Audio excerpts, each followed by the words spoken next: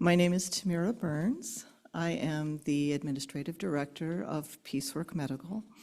Peacework Medical provides transgender support groups here in the Winston-Salem area for the entire triad and with that and beyond.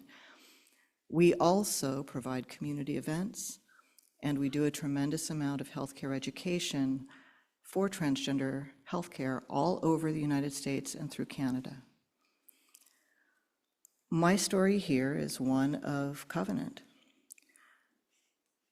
I found out the day before the election that the location hosting our transgender peer support meetings could not host us after December. Now, you might think that we have a small community and finding another place for a few people to talk would be easy, but we have, on average, 70 people move through our transgender and non-binary support groups on the first week of every month. And when you count in the 10 to a dozen allies that show up in the following week, that's a lot of folks. And we're growing. And so the election happened. I don't need to say a lot about that. We fielded a lot of suicidality. We fielded despair. We fielded hopelessness. Within the community, the great fear of erasure is valid. And at the end of the day, I needed a little care too. And so I turned off my phone and I came here to the UU, because the UU, along with many other good churches, opened their doors to all of us political refugees.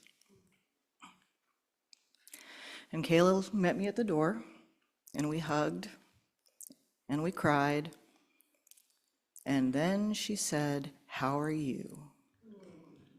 And I said, "Bleh,"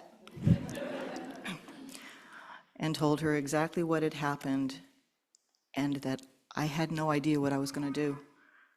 I had no idea where I was going to find a safe place for this community to meet. I had no idea how I was going to do that in a town where large meeting spaces are at a premium. And she said, "Bring them here." Now, you need to understand that there's a lot of religious trauma in the queer community in general, and this is the South, which doubles that. And our groups had always said, "Put us anywhere, but please don't put us in a church." Right now, I think that a church is the safest place we can be. And so after some talking, a lot of emails, because we had very little time to work this through, our meeting started here in January.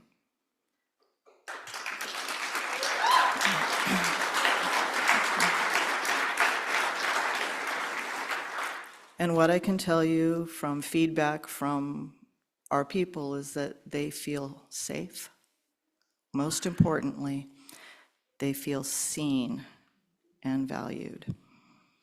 And because we meet in the Emerson and Thoreau rooms, because it's the only place big enough to host us, they also see our covenant on the walls. And they say, this is how I've always seen the world, and I'm glad to be in a place that sees it with me. And while it may not increase our membership, know that it makes an incredible amount of difference to a marginalized community that is not only under attack, but people are threatening in vain to completely erase. So that covenant stays strong. And while the UU means a heck of a lot to me, it also means a lot to you. And you hear a lot about your fair share, especially in this month. And what I want to remind you, whether it's a penny or a dollar or your valuable time, all of those things go not just to the walls and the ceiling and the salaries that keep this church alive, but also to the groups that find safe haven here, and we're not the only one. So please consider doing what you can in your fair share. We always need volunteers too, and fundraising.